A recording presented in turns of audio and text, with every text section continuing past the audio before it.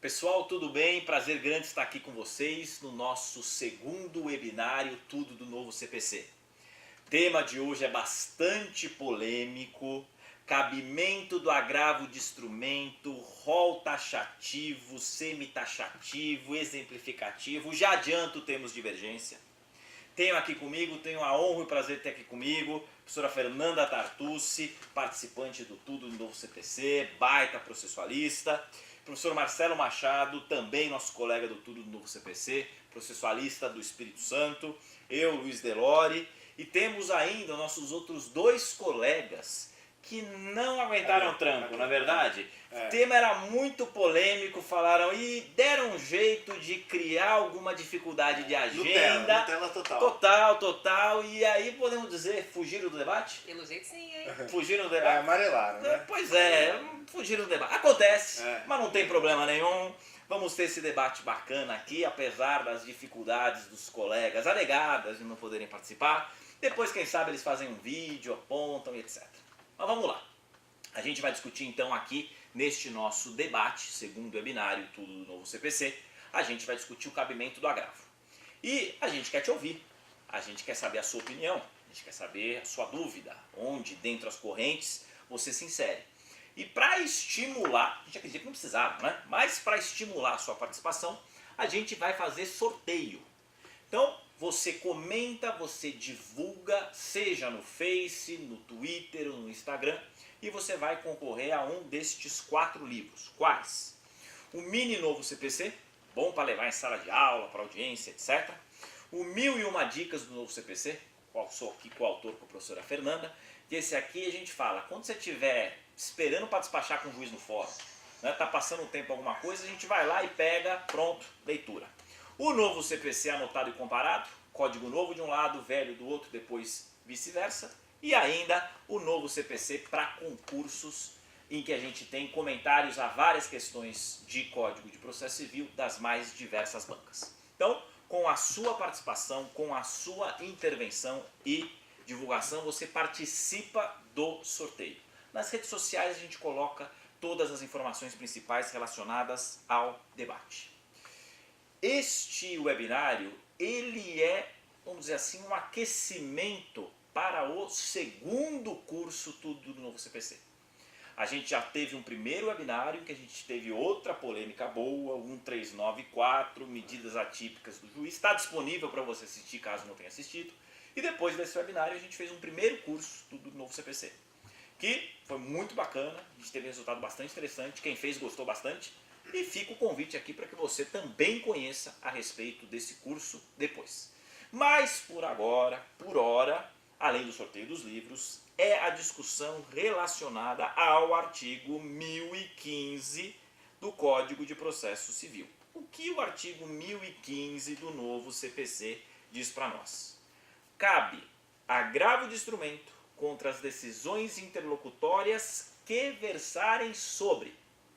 E aí temos um rol de 13 incisos, sendo que o inciso 12 foi vetado, e o parágrafo único.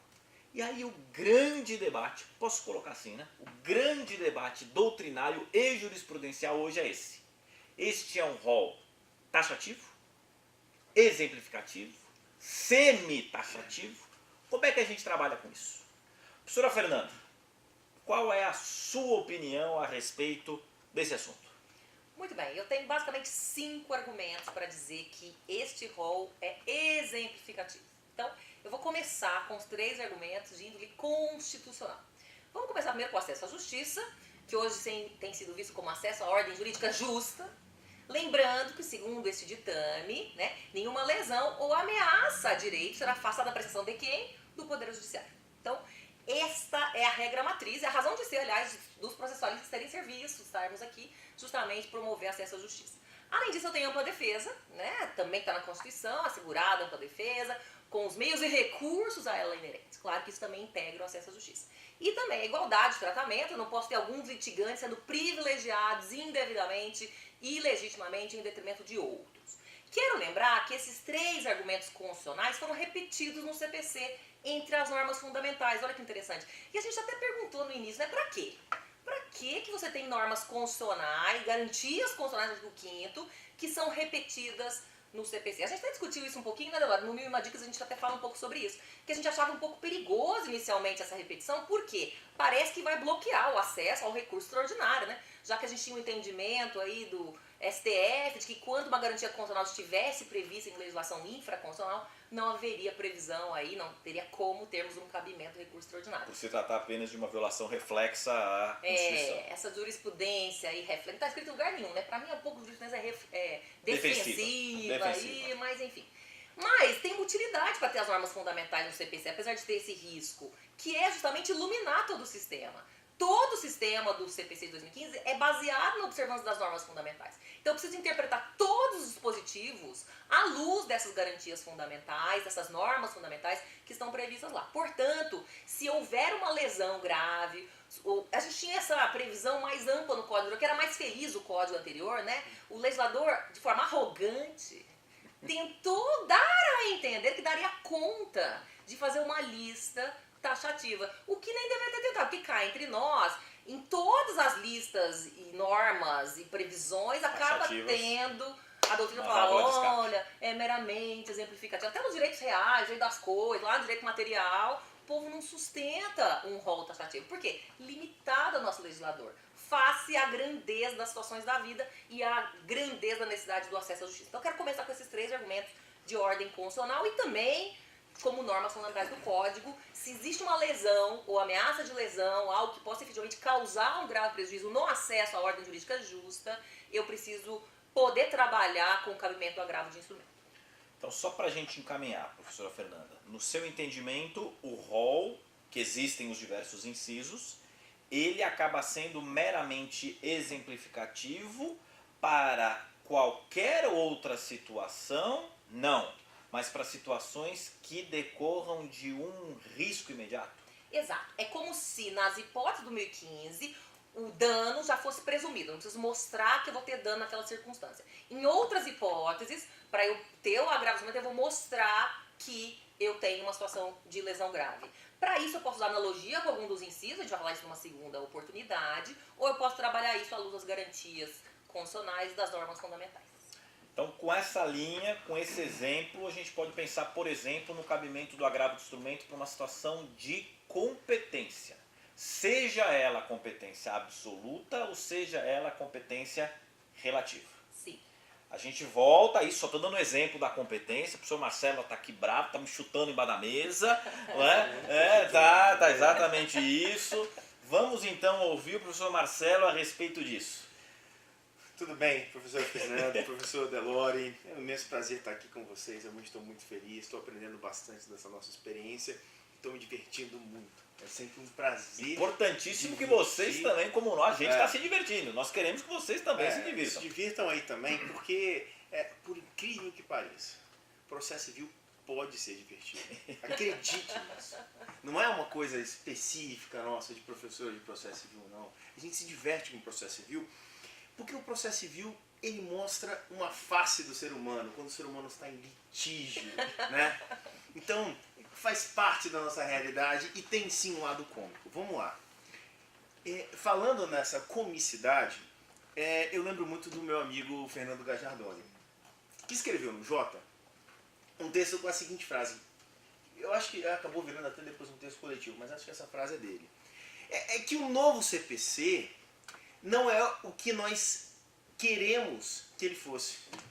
O novo CPC é o que ele é. E o 1015 não é o que nós gostaríamos que o 1015 fosse. O 1015 é o que o 1015 é. E é o quê?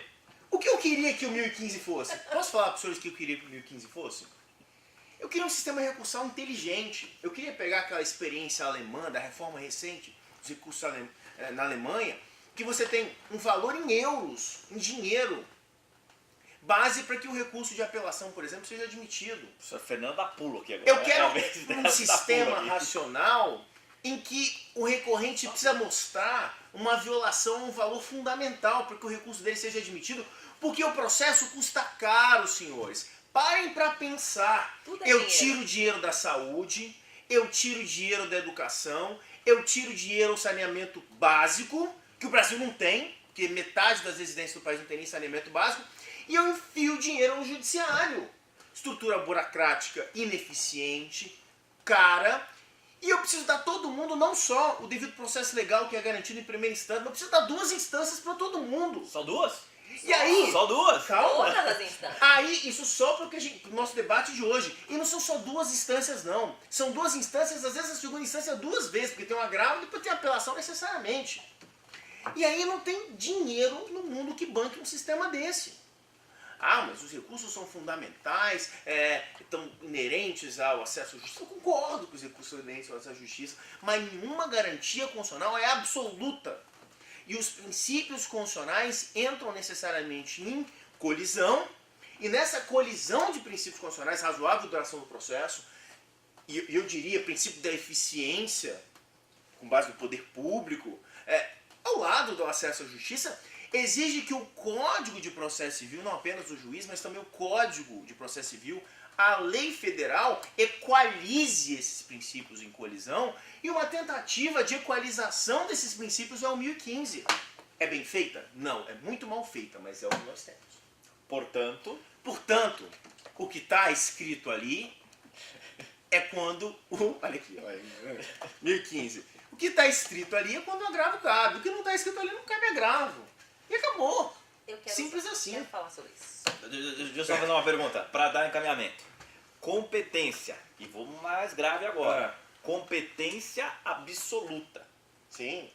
O juiz reconhece uma incompetência absoluta ou não reconhece absolutamente fora da previsão jurisprudencial.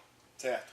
Neste caso, a professora Fernanda destacou, cabe o agravo, tendo em vista só a parte da análise constitucional. No seu entendimento, não cabe o agravo. Tá escrito? Não está escrito, Então concordo, não cabe. Acabou. Então nós vamos fazer o quê? Vamos informar para o Primeira cliente coisa o quê? que você faz é o Vamos fazer o seguinte, quê? primeira Mandar de coisa que você segurança? faz, chora. Chora. Primeira coisa que você faz, chora. Porque não cabe agravo. E aí, sabe o que você faz depois? Se mobiliza para que nós tenhamos juízes mais preparados que não cometam erros dessa natureza, que em tese e matéria são simples. Desculpa. Estou batendo aqui, nosso diretor, seu diretor, me desculpe. Estou batendo aqui. Mas chora. E aí, veja, e quando há uma decisão... Calma, deixa ele terminar. Teratológica... Mandado de segurança. Mandado de segurança. Então, peraí. Então veja que a gente está caminhando. Mas veja, teratologia mesmo, não é fingir que é teratológico que não é. Então vamos lá. Teratológico mesmo. Uma discussão envolvendo recuperação judicial, que é um tema que está bastante hoje, ou uma discussão envolvendo um ente federal, em que a gente tem claramente que a competência para a RJ é estadual e a competência de ente federal é Justiça Federal. Um juiz trabalhista vai julgar a questão da RJ, ou um juiz estadual vai julgar a questão da RJ e ele não reconhece a sua incompetência absoluta. Não cabe agravo, ok? Não cabe. A professora Fernanda cabe agravo nesse caso. Até porque na Justiça do Trabalho, né?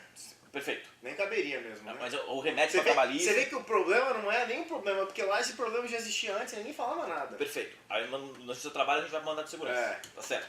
Então, no caso, se eu tenho uma situação dessa de competência absoluta, não uso o agravo de instrumento, mas eu poderia, em caráter excepcional, me valer do MS. Como já funciona no seu trabalho. Nesse exemplo que eu dei, então, de um ente federal sendo julgado por um juiz estadual, caberia no seu entender ou isso ainda não seria teratológico? Olha, vamos lá. Parece que sim. Ok. Então, mesmo o professor Marcelo, que está destacando aqui a questão de não usar o agravo, ele coloca uma válvula de escape relacionada ao uso do mandado de segurança. Eu não coloco, ela já existia antes do 1015. Eu só estou usando uma coisa que já existe. Perfeito, está resolvido. Professora Fernanda, vamos Eu lá. vou ajudar então mais ainda o professor Marcelo. Professor Marcelo, você quer que a gente aceite o 1015 como ele é. Vamos olhar o caput de 1015. Cabe agravo de instrumento contra as decisões introdutórias que versarem sobre. Está escrito aqui apenas? Está escrito aqui somente? Não está escrito.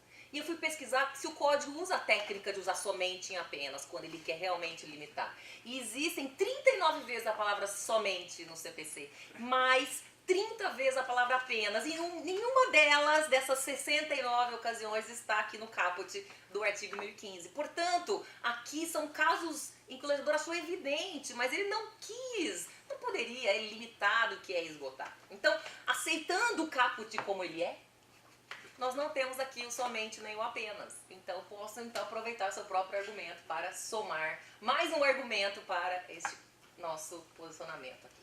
Foi um jab de direita. e na verdade fui eu que abri a guarda. É verdade. Eu agradeço, inclusive. Mas aí a gente tem que ler o inciso 13.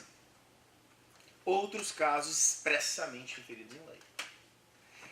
Para que ele fala outros casos expressamente referidos em lei, se esses casos não são expressamente referidos em lei? Se são outros, é porque esses também são expressamente. Sim, porque como eu disse, neles a presunção é absoluta de necessidade de acesso à justiça. Nos outros, menos evidente, infelizmente, precisa ser construída e explicada essa. Não, mas tá bom, mas calma aí. Mas aí se ele está dizendo que cabem nessas hipóteses, Sim. é porque cabem nessas hipóteses em outras expressamente. Ou seja, Evidentemente. só cabe se for expressamente. Não, não tá somente. Tem somente aqui no inciso 13? Não, mas tem... Somente outros casos. Não. Não tá. Estamos no português, Não, aí... estamos no gramatical, tá eu ótimo. não gosto de discussões sobre interpretação literal, que é o pior critério de interpretação da Pois norma. é. Mas o que eu estou dizendo é, há de argumentando, mesmo que o critério da literalidade fosse válido, ainda assim, data máxima vem, né? Eu teria razão. E digo por quê. Porque outros casos expressamente referidos em lei, ele está implicitamente dizendo que tem que ser expresso. Não. Vamos Outros. colocar mais uma pimenta nisso? E o parágrafo único? Parágrafo único. O parágrafo único, ele abre mais ainda, no dizer da professora Fernanda, ou apenas aí, no dizer do professor Marcelo, porque ele destaca. Também caberá agravo de instrumento de decisões interlocutórias proferidas em liquidação, cumprimento de sentença, execução e processo de inventário.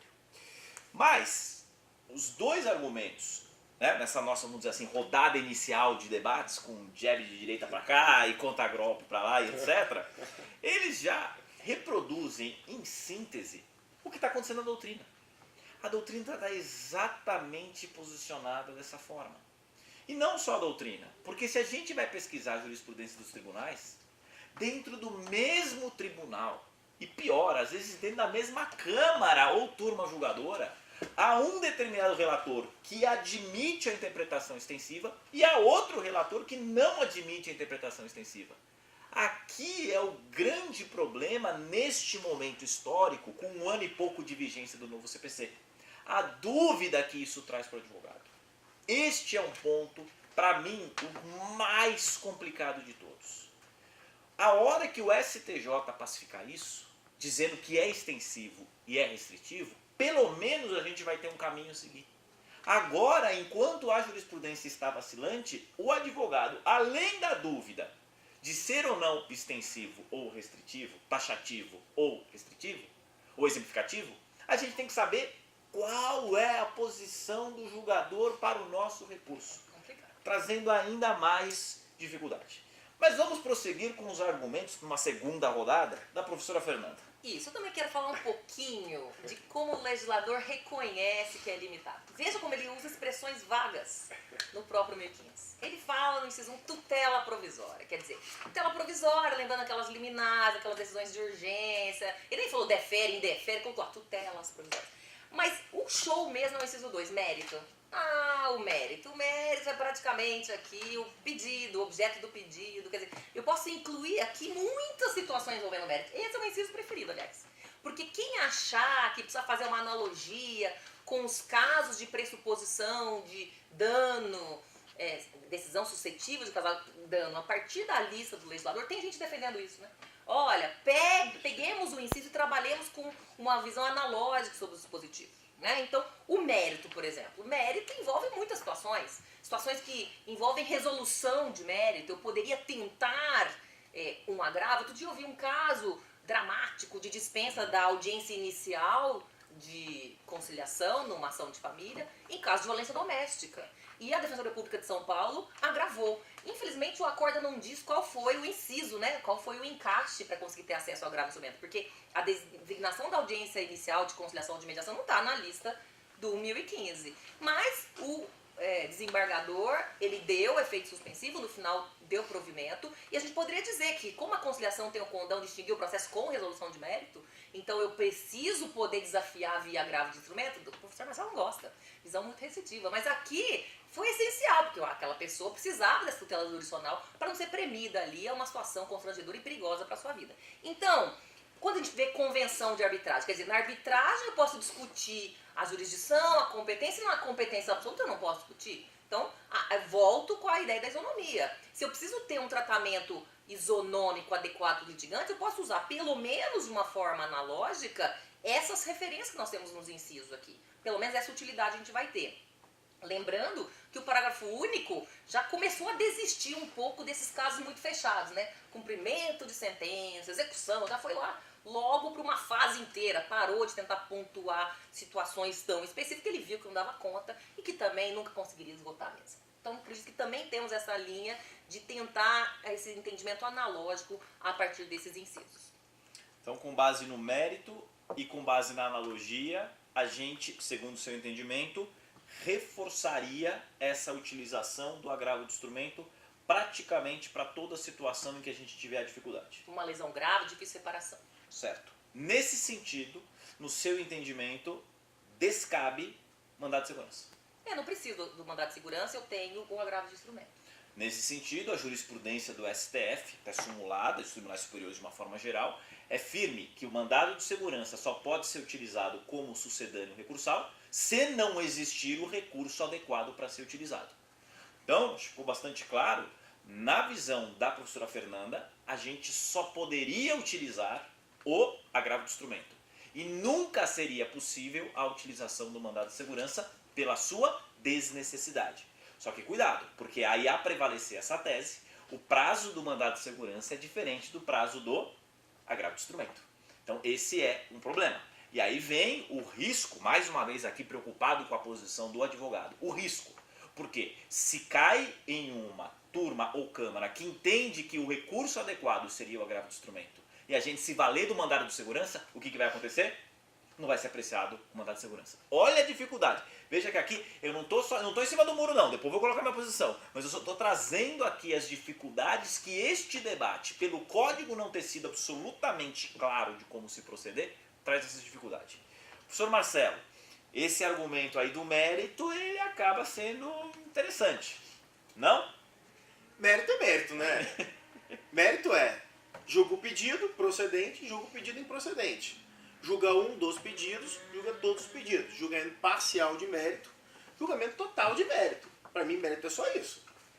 Então, nesse exemplo dela, em que o TJ de São Paulo acabou por entender, talvez por via reflexa, que a designação de uma audiência de conciliação podia resvalar no mérito, no seu entendimento, com a devida vênia ao desembargador e ao caso. Com todo respeito, para mim, mérito é mérito. Mérito, o que é mérito? O mérito é a análise do pedido.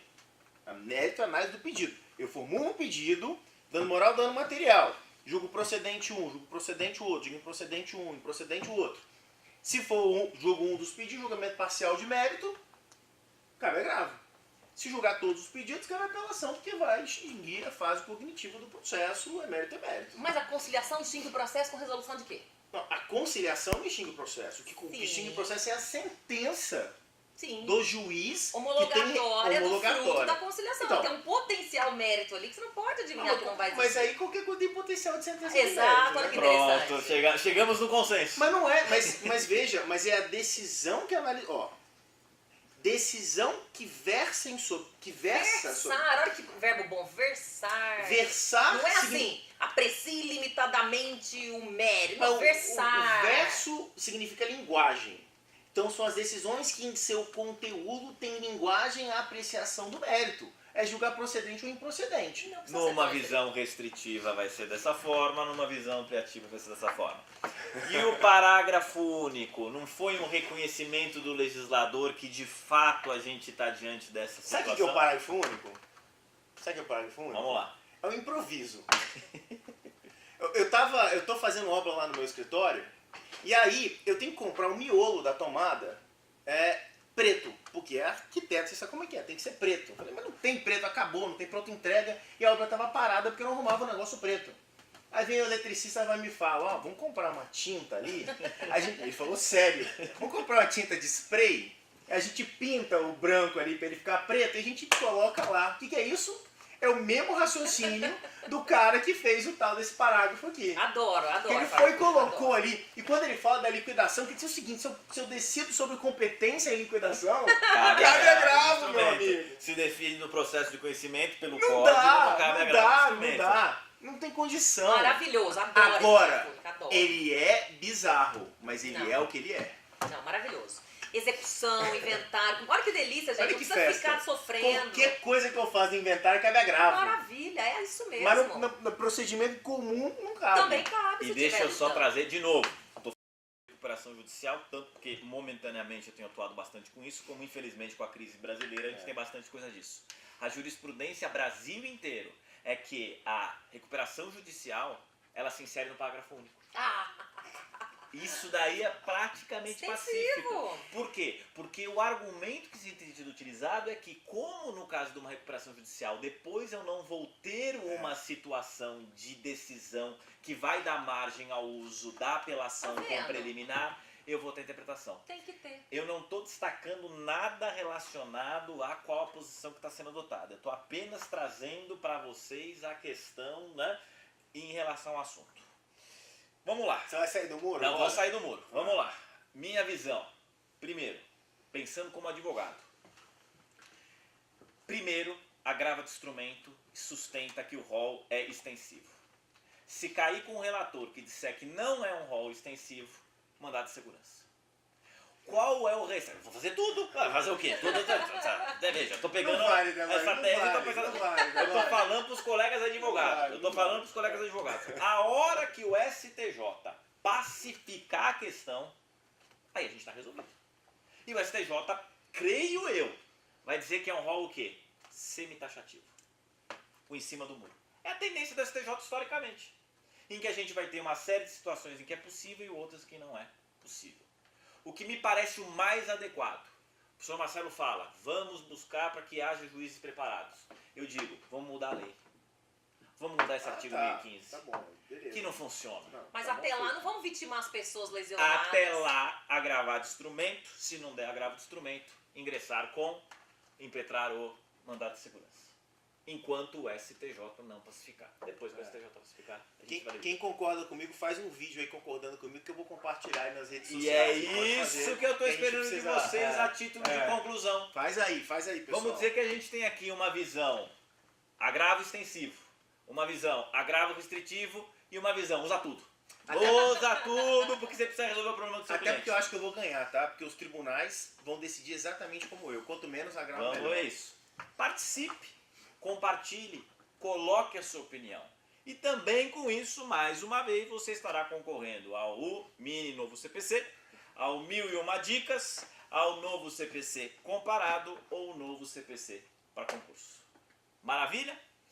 Este então já estourou o horário, estão brigando com a gente, já estão dizendo que pô, chega, estão indo embora. Vou tomar uma cerveja, né? Você não toma, né? Então, neste caso, a gente tem, portanto, a conclusão deste segundo webinário. Espero que tenha sido útil para vocês, útil para mim. Gostei dos argumentos de parte a parte, sempre aprendendo, maravilha. Vou usar na minha atuação como advogado. E, para quem quiser prosseguir, continuar acompanhando, nós temos os nossos vídeos, os nossos textos do projeto Tudo do Novo CPC. E atenção, porque logo mais vem aí o segundo curso Tudo do Novo CPC, obrigatoriamente com inscrições limitadas, para a gente poder ter interação com vocês. Que nesse momento a gente tem só, né, a gente fala, acaba tendo um pouco do diálogo. No curso a gente aprofunda. Maravilha? Professora Fernanda, professor Marcelo, mais alguma coisa? Podemos encerrar? Maravilha? Obrigado. Gente, foi um prazer. Obrigado pela atenção e até uma próxima.